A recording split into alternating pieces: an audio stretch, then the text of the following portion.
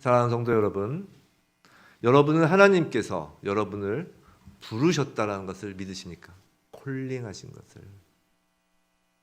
지금 이렇게 세상에서는 일요일이라고 하여 늦잠도 자고 또 휴식하여야 하는 이 날을 우린 주일, 주님의 날이라고 구별하여 예배당에 이렇게 모여서 예배를 드리는 것이 우리가 막 의지해서 우리가 애써서 그런 것 같지만 이것이 바로 하나님께서 부르셨기 때문이라는 것을 믿으시나요? 아멘. 성도 여러분, 우리 모두 하나님께서 콜링하신 사람입니다. 부르신 사람들이에요. 하나님께서 우리를 부른 이유는 우리를 사랑하셔서입니다. 하나님께서 우리를 사랑하셔서 불렀다는 것은 하나님께서 부르신 그 사람들을 끝까지 책임지시겠다는 의미입니다. 내 힘으로 살고 내가 책임을 져야 하는 무거운 짐을 지고 살아가는 우리를 하나님이 부르셔서 이제 그 책임이 우리에게 있지 아니하고 하나님께서 지시겠다고 하시는 것입니다. 하나님은 우리의 아버지이세요. 세상법에서도 자녀가 미성년자이면 그 법적 책임은 부모가 집니다. 자녀의 잘못이 있어도 법에서 정한 성년에 이르지 않으면 부모가 책임을 지는 것이에요. 하물며 하나님 아버지 앞에서 우리 미성년자 그 정도가 아니라 어린 아기와 같습니다. 아니, 어린 아기가 아니라 엄마 뱃속에 있는 태아와도 같은 존재입니다. 피조물인 것이에요. 하나님은 그런 어린 아기 태아와 같은 우리의 모든 것을 책임져 주십니다. 그것을 믿으십니까? 성도 여러분, 하나님께서 책임져 줄 의사가 없으신 것 같으세요? 아니에요. 그 의사는 십자가에서 증명됐어요. 하나님은 독생자 예수 그리스도를 우리를 위해 내어주실 정도로 우리를 사랑하십니다. 이미 우리의 죄로 인한 모든 책임, 모든 결과를 책임지셨어요. 그럼 하나님은 책임을 질 능력이 부족해 보이시나요? 그럴 수 없습니다. 하나님은 바로 우리의 창조주이세요. 전능하신 하나님입니다. 성도 여러분, 전능하심과 유능하심은 달라요. 하나님은 그저 유능하신 하나님이 아니라 전능하신 하나님이세요. 만약에 우리가 기도한 대로 하나님이 그대로 이루어 주시지 않는다는 것은 하나님이 유능하신 분이 아니라 전능하신 분이기 때문이에요. 우린 자꾸 하나님을 전능하신 분이 아니라 유능하신 분으로 끌어내리려고 하죠. 그래서 나의 기도를 다 들어주시는 정말 도깨비 방망이와 같은 아주 유능한 도깨비 방망이 같은 하나님을 만들려고 합니다. 하지만 그런 하나님이 아니에요. 우리의 기도 너머에 있는, 우리 기도를 뛰어넘는 전능하신 하나님이십니다. 그 하나님을 믿으시나요? 성도 여러분, 우리 모두는 하나님께서 오늘 이 예배 자리에 우리를 부르셨습니다. 그래서 이렇게 예배를 드리는 거예요. 오늘 하나님의 자녀된 우리가 함께 모여 이렇게 주일 예배를 드린다는 것 자체가 하나님께서 우리를 책임져 주실 것이라는 증거입니다. 하나님이 책임져 주신 증거가 어디 있냐고요? 여러분이 증거예요. 이렇게 예배 드리는 이 예배처가 증거인 것입니다. 우리를 책임져 주시겠다고 부르신 거예요. 이 한 주 그리고 우리의 남은 날 동안 그 전능하신 하나님께서 우리를 책임져 주심을 신뢰하고 부디 저와 여러분 모두 어떤 상황, 어떤 일 가운데서도 안심하고 두려워하지 않기를 주님의 이름으로 축원합니다. 마치 설교가 끝난 것 같죠? 자, 오늘 야곱의 가족들은 이제 사면초가에 빠졌습니다. 자, 1절 이제 성경책을 딱 펼치시고, 성경책 안 갖고 오시면 뒤에 있어요. 성경책 딱 펼치시고 43장. 자, 사면초가에 빠졌어요. 1절 그 땅에 기근이 심하고 라고 합니다. 자, 애굽에서 10명의 아들들이 가져온 양식으로는 더 이상 버틸 수 없는 지경에 이른 거예요. 우린 지금까지 요셉의 인생을 쭉 살펴보았어요. 근데 과연 그것이 요셉의 인생에 관한 이야기였을까요? 예전에 보았던 창세기 37장 한번 돌아가 볼까요? 37장 요셉의 스토리가 시작됐던 게 37장이에요. 성경 구약 57면에 있어요. 잠깐만 돌아보면 37장 1절 2절 37장 1절은 이렇게 시작합니다. 야곱이 가나안 땅 곧 그의 아버지가 거류하던 땅에 거주하였으니 라고 말이죠. 한번 그때 얘기 말씀을 안 드렸는데 한번 자세히 보면 자, 여기서 가나안 땅 곧 그의 아버지가 거류하던 땅이라고 그러죠. 근데 야곱은 거류하는 것이 아니라 뭐라고 지금 돼 있어요? 거주하였다고 돼 있어요. 즉 거류와 거주를 구분하여 쓰고 있죠. 히브리 원어도 구별하고 있습니다. 이게 무슨 말이냐면 이전까지 아브라함, 이삭까지는 가나안 땅에서 이방인처럼 나그네처럼 살았지만 이제 야곱에 와서야 그 땅에서 뿌리 내리고 살게 되었다는 것이에요. 근데 이 뜻은 그저 땅을 이제 소유 삼아서 뿌리 내렸다라는 의미뿐만이 아니라 한번 생각해 보세요. 아브라함의 경우에는 그 모든 아브라함의 그 혈족들이 그 땅에서 함께 살지 못했습니다. 이스마엘과 이스마엘은 하나가 될 수 없어요. 그죠? 헤어진 거예요. 이삭의 경우도 한번 생각해 보세요. 이삭의 경우도 마찬가지입니다. 에서와 야곱이 하나가 되어 살 수 없었어요. 근데 야곱은 달라요. 아브라함과 이삭과는 다릅니다. 야곱은 12아들들이 모두 함께 가나안 땅에 지금 살게 된 것이에요. 한 가문이 가나안 땅에 완전히 정착하였다는 의미예요. 그래서 37장 계속 보시면 2절을 보시면 그리고 나서 성경이 이렇게 얘기합니다. 야곱의 족보는 이러하니라 라고 이렇게 해요. 자, 그럼 이제부터 야곱이란 개인을 넘어서 이제 야곱의 족보, 야곱의 가문이 어떻게 되어가는지 이제 보여주겠다라는 뜻이에요. 자, 베델에서 야곱은 개인적으로 하나님을 만났죠. 근데 개인적으로 이렇게 만난 하나님께서 이제 야곱 그 개인의 인생뿐만이 아니라 야곱의 족보, 야곱의 가문을 어떻게 책임져 주시는지를 보여주시겠다고 하시는 거예요. 이어서 곧바로 2절을 계속 보면 요셉이 17세의 소년으로서라고 하면서 이제 요셉의 스토리가 이어진다는 것이죠. 자, 그렇다면 이제부터 이어지는 그 요셉의 이야기는 단순히 요셉의 이야기가 아니라는 것이에요. 바로 야곱의 족보, 야곱의 가문 이야기라는 것입니다. 사실 야곱이 가나안 땅에 거류하는 것 정도가 아니라 거주하였지만 여전히 부족한 것이 있었어요. 아니, 부족한 정도가 아니라 치명적인 문제가 있었어요. 그건 다름 아닌 야곱과 12아들이 몸은 같이 있어도 실제로는 하나가 될 수 없었다는 것입니다. 자, 생각해 보세요. 육신의 장남 르우벤은 아버지의 여자를 범하는 못된 자식이었습니다. 이제 앞에 성경에 나오죠. 아버지의 여자를 범해요. 또 시므온과 레이는 어땠습니까? 세겜 족속들을 무참히 사륙하는 그 피해 향연을 벌인 잔혹한 자식들이에요. 더욱이 요셉의 10명의 형들은 요셉을 뼛속까지 미워합니다. 자, 야곱과 그 12자녀들이 한자리에 모여 식사를 하였을 수는 있었지만 설사 하였다 하여도 과연 즐겁고 기쁜 마음으로 정말 진심으로 기쁜 마음으로 잔치를 벌이듯이 함께 모였을지는 의문이에요.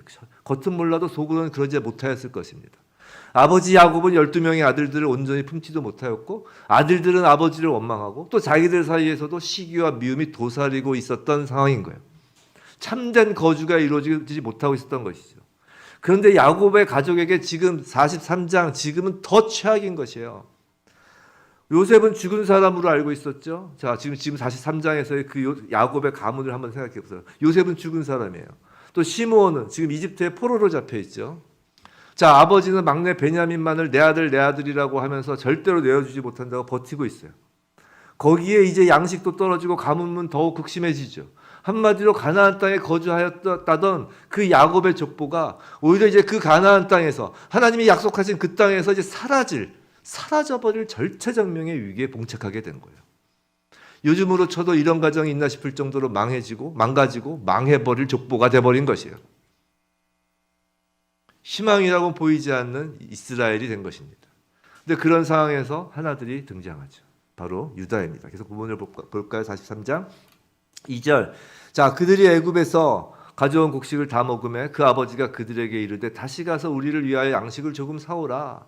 자, 막내 아들 베냐민을 내어줄 수 없다고 버텨서 아들들이 다시 애굽으로 가지 못하고 있었는데 그런데 양식이 떨어지자 이제 결국은 야곱은 다시 아들들에게 애굽에 가서 양식을 조금 사오라고 합니다. 어떨까요, 이 장면에서? 야곱이 어떤 표정일까요? 좀 머쓱하지 않겠어요? 좀 뻔뻔하다는 생각 안 드세요? 생각해 보세요. 자기 아들 시므온은 지금 애굽의 포로로 잡혀 있어요, 감옥 안에. 그런데도 꿈쩍도 하지 않던 그 아버지가 이제 배가 고프고 굶어 죽게 생겼으니까 다시 아들들에게 애굽에 다녀오라고 하는 것입니다. 그때 유다가 나서죠. 3절. 자, 유다가 아버지에게 말하여 이르되 그 사람이 우리에게 엄히 경고하여 이르되 너희 아우가 너희와 함께 오지 아니하면 너희가 내 얼굴을 보지 못하리라 하였으니. 자, 뭐예요? 유다는 일전에 애굽에서 돌아와서 아버지에게 말씀드렸던 그 애굽 총리와의 그 상황, 애굽 총리가 했던 말을 다시 반복하여 설명하는 것입니다. 그래서 4절, 아버지께서 우리 아우를 우리와 함께 보내시면 우리가 내려가서 아버지를 위하여 양식을 사려니와 아버지께서 만일 그를 보내지 아니하시면 우리는 내려가지 아니하리니 그 사람이 우리에게 말하기를 너희의 아우가 너희와 함께 오지 아니하면 너희가 내 얼굴을 보지 못하리라 하였음이니라 라고요. 다시금 베냐민이 같이 가지 않으면 애굽 총리의 얼굴도 보지 못할 것이라고 하는 것입니다. 그죠? 그래서 야곱이 이제 떼를 쓰듯이 이제 아들들을 탓하는 게 나와요. 6절이에요. 6절. 자, 이스라엘이 이르되 너희가 어찌하여 너희에게 또 다른 아우가 있다고 그 사람에게 말하여 나를 괴롭게 하였느냐? 자, 무슨 말이에요? 지금 야곱이 아들들 탓을 하는 거예요. 너희가 왜 애굽 총리에게 막내 아들이 있다는 말을 해가지고 나를 힘들게 하느냐, 그런 말이죠. 그에 대해서 이제 아들들이 이구동성으로 항변을 합니다. 7절에 그들이 이르되 그 사람이 우리와 우리의 친족에게 대하여 자세히 질문하여 이르기를 너희 아버지가 아직 살아계시느냐, 너희에게 아우가 있느냐 하기로 그 묻는 말에 따라 그에게 대답한 것이니 그가 너희 아우를 데리고 내려오라 할 줄을 우리가 어찌 알았습니까? 어찌 알았겠습니까? 라는 거예요. 즉 그 사람 애굽 총리가 묻는 말에 그저 대답하였을 뿐입니다. 아직 그 사람이 아우를 데리고 오라고 할지 어떻게 알았느냐는 거예요. 지금 뭘 보여주는 장면이에요? 이건 아버지 야곱이 아들들을 얼마나 신뢰하지 못하고 있었고 또 아들들은 아버지를 얼마나 한심하게 생각하고 있었는지를 보여주는 것이에요. 지금 몸은 가나안 땅이라는 곳에서 함께여도 마음은 서로 제각각이고 하나가 되지 못하고 서로 탓을 하는 야곱 가문의 현 상황을 여시에 보여주는 것입니다. 근데 여기서 우리가 눈여겨볼 대목이 있어요. 오늘 본문 이 장면에서 성경은 야곱을 계속하여 뭐라고 부르죠? 이스라엘이라고 부르고 있다는 것이에요. 6절에서도 그러죠. 8절에서도 그러죠. 계속 11절에서도 그럽니다. 야곱이라는 이름이 안 나와요. 다 이스라엘이라고 부르고 있다는 것이에요. 이건 야곱의 이야기가 아니라 이스라엘의 이야기라는 것입니다. 개인 야곱의 이야기가 아니라는 것이에요. 하나님의 시각에서는 이스라엘에 관한 스토리로서 어떻게 하나님이 이스라엘이라는 하나님 백성에 관한 이야기를 풀어가시는지에 관한 것이라는 거예요. 아까 말씀드린 것처럼 하나님은 37장에서 요셉을 이야기하기 전에 야곱의 족보는 이러하니라 라고 시작하시며 요셉 개인도 아니고 야곱 개인도 아닌 이스라엘 하나님 나라와 그의 백성에 관한 말씀이라는 것을 보여주셨고 지금 하나님은 그 나라와 그 백성에 대한 이야기를 하시고 있다라는 것이에요. 성도 여러분, 이건 매우 우리에게 시사하는 바가 커요. 우리는 어쩌면 각자 개인의 신앙생활, 각자 개인의 경건에만 집중할 수가 있어요. 물론 그것도 중요하죠. 자, 내가 기도하고 내가 응답받고 내가 말씀을 깨닫고 내가 은혜 받고 이런 식으로 말이죠. 물론 그것도 중요하죠. 그런데요, 하나님 나라의 주어는 내가 아니에요. 우리입니다. 그것을 명심하셔야 합니다. 예수께서 가르쳐 주신 주기도문을 한번 보세요. 우리가 시작할 때 주기도문으로 시작하죠. 제가 왜 주기도문으로 시작하는 걸 순서를 보통 교회마다 조금씩 다른데 보통 사도신경이나 뭐 이렇게 합니다. 근데 이제 저희는 주기도문으로 하는 이유가 우리 대표 기도가 없잖아요. 주기도문이 공기도를 하는 거예요. 공기도로. 그리고 그 마가의 달 합방에서 성령이 임하셨을 때 성도들이 모여서 제자들이 모여 기도했다고 그랬잖아요. 제자들이 무슨 기도를 했겠어요? 예수님께서 가르쳐 주신 기도를 집중적으로 하시지 않았겠어요? 그때 성령이 임한 거거든요. 그래서 저는 예배를 시작할 때 주기도문으로 시작하는 거예요. 이건 내 개인의 기도가 아니에요. 주기도문 다시 한번 떠올려 보세요. 거기에 개인으로서 나는 없어요. 모든 기도의 주어, 모든 기도의 주체는 우리입니다. 성도 여러분, 바로 우리가 하나님 나라라는 거예요. 기독교에서 말하는 신앙생활, 경건생활은 절대로 산속에 홀로 들어가 돌을 닦는 것이 아니라는 것이에요. 하나님의 궁극적인 목적은 하나님 백성 전부를 한자리에 불러 모아 잔치를 벌이는 것이지 나 홀로 불러 앉혀놓고 식사를 하시는 게 아니에요. 나 홀로가 아닌 우리 함께로서의 천국 잔치인 것입니다. 기독교는 관계 중심이에요. 먼저는 하나님과의 관계, 그리고 주변 사람들, 이웃과의 관계 말이죠. 그리고 우리가 되기 위해선, 그 모든 관계가 우리가 되기 위해선 서로를 이해하고 용납할 수 있어야 돼요. 하나님은 지금 서로 제각각인 야곱과 그 아들들을 우리인 이스라엘로 만들어 가시는 겁니다. 어떻게 해요? 하나님은 그 시작의 물꼬를 유다가 열도록 하시죠. 8절이에요. 8절 제가 한번 읽겠습니다. 유다가 그의 아버지 이스라엘에게 이르되 저 아이를 나와 함께 보내시면 우리가 곧 가리니 그러면 우리와 아버지와 우린 어린아이들이 다 살고 죽지 아니하리이다. 자, 9절 우리 함께 읽어볼까요? 시작. 내가 그를 위하여 담보가 되려리니 아버지께서 내 손에서 그를 찾으소서. 내가 만일 그를 아버지께 데려다가 아버지 앞에 두지 아니하면 내가 영원히 죄를 지리이다. 아멘. 자, 유다가 이렇게 얘기를 하니까 야곱의 마음이 좀 풀려요. 근데 왜일까요? 오늘 본문 앞에 장인 창세기 42장 끝 무렵에 37절을 보면 그때 르우벤이 나옵니다. 거기서 르우벤이 나와요. 42장 37절 제가 한번 읽어드릴게요. 르우벤이 그의 아버지에게 말하 이르되 내가 그를 아버지께에서 그는 베냐민이죠. 아버지께로 데리고 오지 아니하거든 내 두 아들을 죽이소서 그를 내 손에 맡기소서 내가 그를 아버지께로 데리고 돌아오리이다. 자, 르우벤은 자신에게 베냐민을 맡기면 반드시 그를 아버지께로 돌아올 것이라고 합니다. 그렇지 않으면 자신의 두 아들을 죽여도 좋다고 하면서 말이에요. 근데 야곱은 르우벤의 말에는 이 당시 르우벤이 말했을 때 꿈쩍도 하지 않았습니다. 르우벤의 말에는 신뢰도 없었고 공감도 할 수 없었기 때문이에요. 르우벤이 누구라고요? 아까 말씀드린 것처럼 이미 예전에 아버지 야곱의 여인을 범한 전력까지 있는 사람입니다. 그의 말을 믿을 리가 없어요. 믿길 리가 없어요. 르우벤이 자기 자녀들 생명을 담보로 하겠다는데 그게 믿어지지가 않는 거예요. 하지만 유다는 달라요. 유다가 왜 다를까요? 유다는 이미 두 아들의 죽음을 본 사람이에요. 그죠? 창세기 38장 기억나실 거예요. 앞에 보시면 유다는 며느리 다말과 혼인한 첫째 아들과 둘째 아들이 죽는 것을 보았어요. 유다의 아들들은 죽었어요. 실제로 죽었어요. 두 아들이 죽었다고요. 그리고 유다는 셋째 아들, 남은 셋째 아들을 죽지 않게 하려고 발버둥을 쳤어요. 며느리 다말을 속이기까지 합니다. 그렇기 때문에 지금 아들 요셉이 죽은 것으로 알고 있는, 그래서 그 죽음의 깊은 슬픔 가운데는 야곱의 마음을 유다는 이해하는 거예요.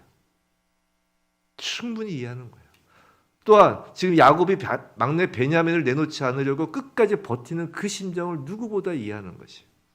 그렇게 아버지의 애타는 심정을 누구보다 잘 아는 유다이기에 그가 야곱에게 하는 말은 야곱의 마음을 움직일 수 있는 거예요. 성도 여러분, 근데 유다가 누구예요? 일전에 말씀드렸죠. 야곱의 장자권이 유다와 요셉에게 이어졌다. 그 유다를 통해서 누가 나와요? 예수 그리스도가 태어나는 것이에요. 예수 그리스도는 유다 지파, 즉 유다의 핏줄을 통해 태어나는 것이에요. 오늘 유다는 다름 아닌 오실 예수님을 예표하는 것입니다. 성도 여러분, 예수님은 위대하십니다. 근데 예수님이 위대하신 것은 예수님께서 부활하셨기 때문만이 아니에요. 예수님이 정말 위대하신 것은 그분이 우리의 모든 질고를 직접 그 몸의 상처로 남기셨기 때문에 위대하신 거예요. 성도 여러분, 예수님은 바로 하나님이십니다. 하나님의 위대하심은 자기를 비우고 종의 형체를 입으신 게 위대한 거예요.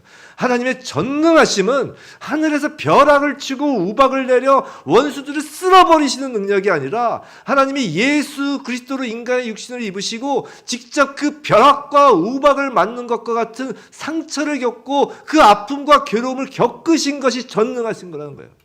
다른 어떤 종교에서도 이런 얘기를 못해요. 다른 종교의 어떤 신이라고 가장하는 그 신들이라는 사람들, 신들이라는 것들도 이런 얘기 못한다는 거예요. 그렇게 못해요.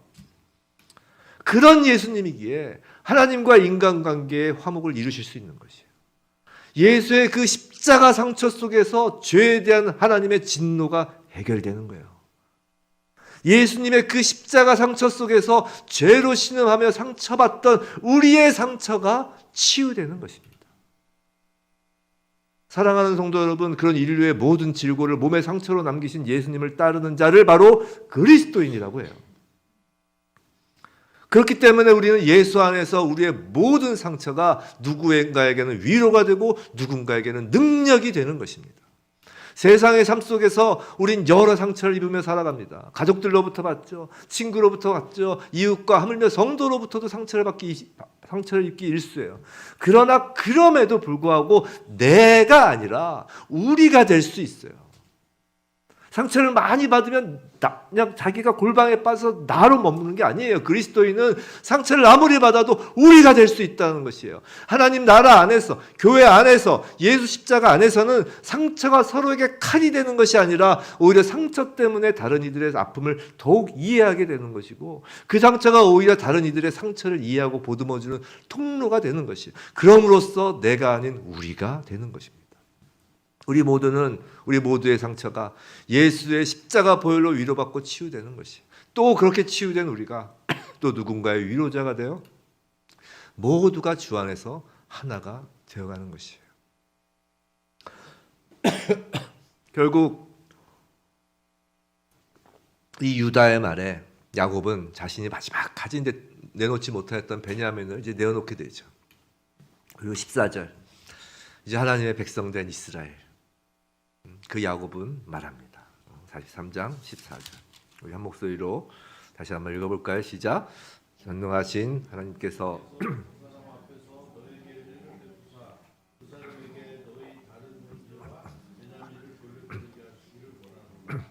내가 자식을 잃게 되면 이르리로다. 자, 야곱은 하나님을 뭐라고 고백하나요? 전능하신 하나님이라고 합니다. 히브리어로 엘샤다이라고 해요. 멋있죠? 이름 자체가 엘샤다이, 발음이 멋있잖아요. 이 정도는 하나 기억하세요. 기억하면 좋겠어요. 그래서 힘들고 어려울 때 엘샤다이 있어 보이잖아요. 하나님, 뭐 전능하신 하나님, 말이 길잖아요. 우리 말 전능하신 하나님, 엘샤다이 부르세요. 이 전능에 해당하는 그 히브리어 원어의 뜻은 충분한, 충족한입니다. 하나님만으로 충분한 것이에요. 우리가 무언가 필요하고 궁핍함을 느끼고 정말 난감할 때, 엘샤다이 할 때 하나님으로 충분한 그 충만함이 우리에게 임하는 거예요. 하나님을 지칭하는 이 말은 지금까지 창세기에서 많이 나온 것 같지만 3번밖에 안 나왔어요. 전능하신 하나님이라는 단어가. 언제 나왔냐면 아브라함이 99세가 되어서 이제 아들을 포기하려고 할 때 그때 하나님께서 말씀하셨어요. 나는 전능하신 하나님이다. 또 이삭이 야곱에게 축복할 때 그 축복권을 이양하면서 전능하신 하나님의 이름을 부릅니다. 또 야곱을 하나님께서 이스라엘이라고 이름을 바꿔주실 때 하나님 스스로를 전능하신 하나님이라고 이제 말씀하세요. 모두가 언약과 관련돼서 말씀하셨어요. 하나님의 이 전능함은 아브라함, 이삭, 야곱, 즉 언약의 계보를 통해 선포된 하나님의 신성이며 언약 또한 하나님의 우리를 향한 약속인 거예요. 우리가 엘샤다이 하고 부르면 하나님은 끄떡 못하시는 거예요. 그것이 하나님의 언약이셨기 때문이에요. 지금까지 야곱은 귀로만 전능하신 하나님을 듣기는 하였지만 이렇게 스스로의 입으로 전능하신 하나님을 선포한 것은 처음입니다.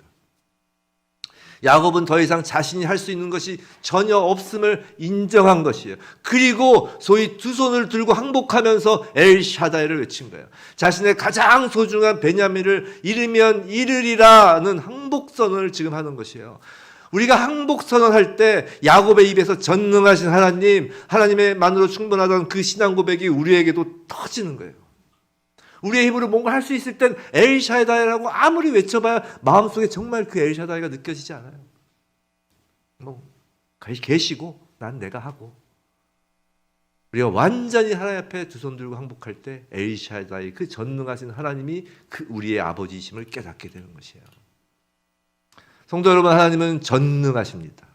하나님의 전능하심에 비하면 우리가 밤새 고민하는 문제들, 우리의 염려와 근심, 걱정들은 정말 아무 문제도 아닌 것이에요. 문제 자체가 되지도 않는 것이에요. 전능하신데요. 근데 정말 문제는 우리가 하나님을 전능하신 분으로 여기지 않는다는 것이에요. 말로는 전능하신 하나님이라고 하면서도 실제로는 전능하신 분으로 하나님을 찾는 것이 아니라 말씀을 시작하면서 말씀드렸던 유능한 분으로 하나님을 찾으니까 문제인 것이에요. 자, 우리가 하나님을 전능하신 분으로 찾는 것인지를 확인하려면 일상의 삶 속에서 우리의 우선순위를 보면 알 수 있습니다. 오늘 본문처럼 자녀를 예로 들어보죠. 자녀가 제일 힘들어요. 정말 하나님이 최우선인가요? 아니면 자식이 최우선인가요? 이건 정말 어려운 일입니다. 아브라함도 마지막이 아들 이삭을 바치는 것이었잖아요. 그죠? 야곱이 베냐민을 내어주는 것은 정말 어려운 것이에요. 차라리 부모님들 계시잖아요. 자기 목숨을 내어주겠느냐, 자녀의 목숨을 내어주겠느냐, 누구 목숨을 내어주는 게 쉬워요? 부모는 자기 목숨을 내어주는 게 쉬워요. 차라리 내 목숨은 내어줄 수 있습니다. 하지만 자식은 도저히 불가능해요. 에스더 아시죠? 에스더가 죽으면 죽으리라 유명한 말씀이죠. 하였지만 그 자기가 죽겠다는 거잖아요. 그것보다 더 어려운 것이 오늘 말씀이에요. 더 어려운 것이 오늘 야곱의 잃으면 잃으리라라는 것이에요. 근데 하나님의 전능하심을 알면 우린 모두는 그 고백이 가능한 것이에요. 자녀들에게 부모가 할 수 있는 최고의 것은 자녀를 온전히 하나님께 내어 맡겨드리는 것이에요. 그래야 자녀도 살고 나도 사는 것이에요. 만약 우선순위에서 자녀가 하나님보다 앞서면 자녀도 죽고 나도 죽는 것입니다. 사랑하는 성도 여러분, 하나님은 엘샤다이 전능하십니다. 하나님만으로 충분합니다. 그 무엇도 하나님을 대신할 수 없습니다. 설사 자식이라 할지라도 대신할 수 없습니다. 우리가 하나님을 전능하신 하나님이라고 진심으로 믿고 고백할 때 그때서야 우리는 참된 평안, 진정한 샬롬을 누릴 수 있는 것이에요. 자녀 문제에 있어서도 참된 평안을 누릴 수가 있는 것이에요. 왜냐하면 그 전능하신 하나님이 우리에게 은혜를 베푸시는 바로 우리의 아버지이시기 때문이죠. 자, 여기서 은혜, 오늘 본문에서 은혜라고 번역된 히브리의 본래의 의미가 뭐냐면 엄마의 뱃속이라는 뜻이에요. 자궁이라는 뜻이에요. 즉 하나님의 은혜란 아기가 엄마 뱃속에 있는 것과 같은 것입니다. 이거 우리나라 말로 뭐 표현할 방법이 없죠. 그 유대인들은 어떤 뭐 감정과 어떤 그런 표현을 신체 기관으로 많이 표현했거든요. 그래서 예를 들어 마음이다. 그러면 창자 아니면 콩팥, 마음은 콩팥에 있다고 그랬죠. 그렇게 어떤 인체 기관의 표현으로 비유해서 표현하는데 하나님의 은혜는 여성의 뱃속 자궁을 비유해요. 그 은혜란 아기가 엄마 뱃속에 있는 것과 같은 그런 상태라는 거예요. 엄마의 뱃속에 있는 아기에게 필요한 모든 것이 그냥 공급됩니다. 엄마의 탯줄을 통해 아기는 안전하게 지켜집니다. 은혜란 그런 것이라는 것이에요. 세상의 언어로 표현할 수 없는 평강, 샬롬이 곧 은혜예요. 아기는 그냥 그곳에 뉘어 있을 뿐이죠. 우리가 여기서 근데 오해하지 말아야 할 것은 하나님의 전능하심이 우리에게 무언가를 포기하라는 것이 아니에요. 우리 그 기독교인들이 가끔 착각하는 게 있는데 지금 야곱이 베냐민을 포기하였나요? 포기하였다는 건 버렸다는 거예요.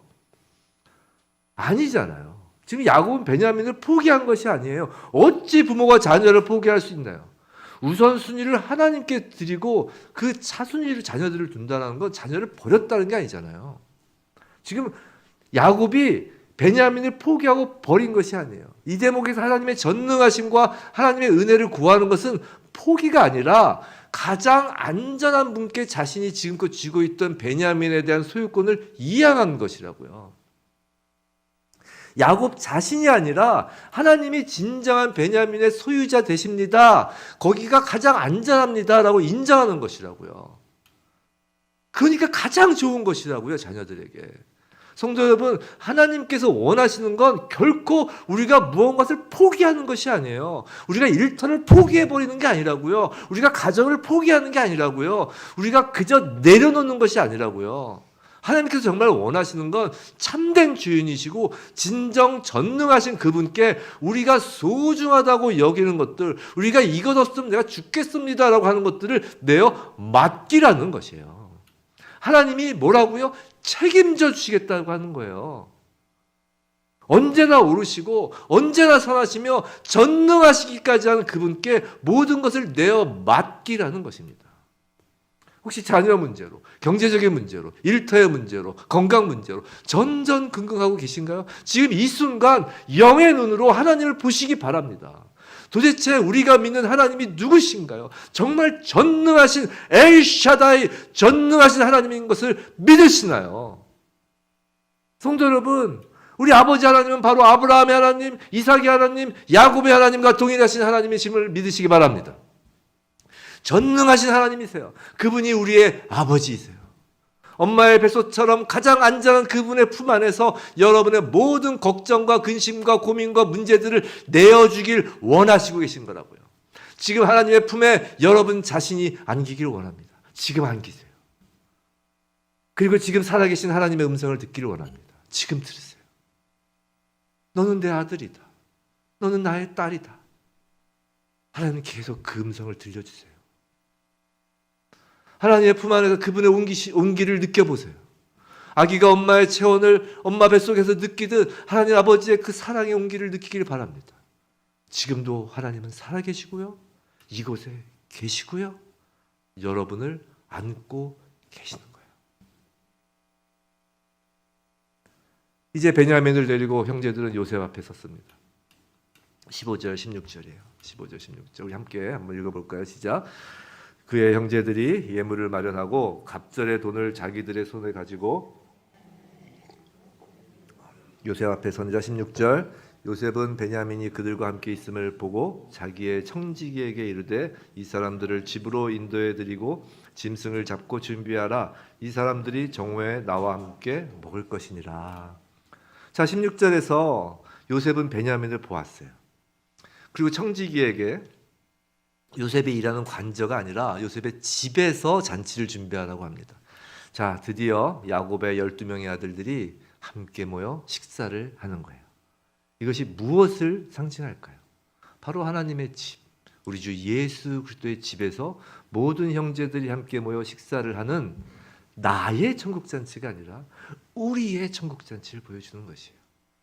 아까 얘기했죠? 하나님 나라에는 나의 천국잔치는 없어요. 우리의 천국잔치죠. 진정한 이스라엘의 모습을 지금 보여주는 것입니다. 생각해 보세요. 아까 말씀드린 것처럼 야곱의 집안이 얼마나 엉망진창이었나요? 갈등과 반목, 피로 번복된 집안, 서로 다투며 아버지는 아들들에게, 아들들은 아버지에게 서로 삿대질을 해대는, 그리고 또 굶어 죽기 직전이었던, 정말 희망이 없던 가정이었어요. 그러나 하나님은 그런 집안을 이스라엘이라고 불러주시며 하나님 나라로 지금 바꾸신 것입니다. 전능하신 하나님의 은혜가 아닐 수 없는 것이에요. 그런데 문제는 형제들은 그런 것을 전혀 모른다는 것이에요. 그리고 형제들의 반응은 두려움입니다. 18절이죠.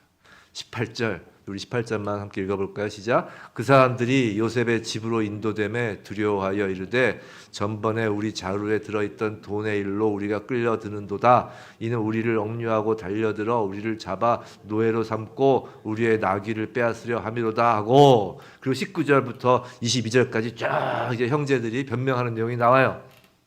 지금 요셉의 형들은 자신들이 총리의 집으로 인도되는 것, 그것을 두려워하는 것이죠. 도대체 이게 무슨 일인지 전혀 알지 못하기 때문이에요. 그래서 자기들을 변호하기에 급급합니다. 아주 두려워서 발버둥 치는 모습이 지금 22절까지 계속 나오는 거예요. 그렇죠? 성도 여러분, 그런데 이 글을 지금 읽고 있는 우리, 이 전후 사정과 결론을 다 아는 우리는 지금 형들의 이런 두려움, 이런 반응이 어떻게 느껴지나요? 어이가 없죠. 웃기는 것이에요. 지금 요셉이 형제들과 잔치를 벌이려고 탁 잔치상을 하는데 막 두려워 벌벌 떠는 거 아니에요. 웃길 뿐입니다. 전혀 두려워할 상황이 아닌데 그런 줄도 모르고 두려워하니까 웃기는 거예요, 지금. 근데 형들의 두려움이 바로 우리가 이 땅에서 살면서 갖는 두려움이라는 것이에요. 웃기는 것이라는 거예요. 앞뒤 사정을 전혀 모르고 갖는 두려움인 것이에요. 진실을 알면 그 두려움은 참으로 웃긴 것이 되는 것이에요. 근데 더 웃긴 건 우리에게는 성경을 하나님이 주셨다는 것이에요. 우리의 시작과 끝을 모두 알려주셨다는 것이에요. 그럼 두려움이 없어야 하잖아요. 그런데 왜 두려워하냐는 것이에요. 더 웃긴 거예요, 우리가. 성도 여러분, 오늘 전능하신 하나님과 그 하나님의 은혜와 요셉의 집에서 열리는 천국잔치는 모두 우리에게 해당하는 말씀이잖아요. 성경 말씀은 그저 옛날에 그랬다더라 라는 역사책의 이야기가 아니라고요. 이건 경전이에요. 경전. 바로 오늘을 하나님의 자녀로 살아가는 우리의 이야기인 것이에요. 우리에게 주신 하나님의 경전 말씀이라고요. 성도 여러분, 하나님의 자녀란 이 하나님의 말씀 안에서 살아가는 거예요. 이 말씀 밖에서 살아가면 안 된다는 것이에요. 우리의 삶 자체가 이 말씀 안에서 이루어지고 있다는 것이에요. 우린 이미 이 성경을 통하여 결과를 아는 사람이라고요. 하나님은 우리에게 정신승리로 두려워하지 말라고 하시는 게 아니에요.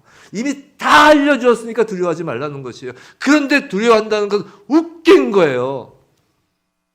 그런데도 왜 그다지 그렇게 웃긴 두려워하는 것이 많을까요? 왜 그렇게 우리는 근심 걱정거리가 많을까요? 그건 두려움이 영적인 것이기 때문이에요. 두려움은 영적인 것이에요. 가난이 두려우십니까? 영적인 것이에요. 뭘 잃으려고 잃을까 봐 두려워하십니까? 영적인 거예요. 특히 그리스도인들에게 두려움은 영적인 것이에요. 이 두려움은 하나님의 말씀, 이 성경 안에 나의 삶이 온전히 거하여야 하는데 이 하나님의 말씀 성경이 나의 삶이 되지 못하도록 방해하는 사탄의 거짓에서 비롯된 것이기 때문이에요. 두려움은 사탄의 거짓말이에요. 두려움은 사탄의 거짓에 속아서 갖게 되는 사탄이 우리 마음속에 뿌려놓는 죄의 씨앗이라고요. 두려움은 전능하신 하나님의 은혜를 우리가 온전히 누리게 하지 못하도록 방해하는 사탄의 기만술이라고요. 그 두려움 앞에 지금 요셉의 청지기가 말해요. 23절 제가 앞부분만 다시 읽을게요. 그가 이르되 너희는 안심하라. 두려워하지 말라. 너희 하나님 너희 아버지의 하나님이 재물을 너희 자루에 넣어 너희에게 주신 것이니라. 자, 청지기는 요셉의 마음을 너무나 잘 알고 있는 사람이에요. 요셉의 마음을 잘 알고 있기 때문에 너희는 안심하라. 두려워하지 말라라고 하는 것입니다. 우리도 하나님의 마음을 잘 알잖아요. 예레미야 선지자를 통하여 뭐라고 하셨어요? 너희에 대한 나의 생각은 재앙이 아니라 평안이다. 우리는 하나님의 마음을 알잖아요. 자, 청지기는 하나님이 그 모든 일을 하셨다는 사실까지 알고 있습니다. 분명 요셉 가까이에 있으면서 하나님을 알게 된 자예요. 이 청지기가. 그 청지기가 바로 우리여야 하는 것이에요.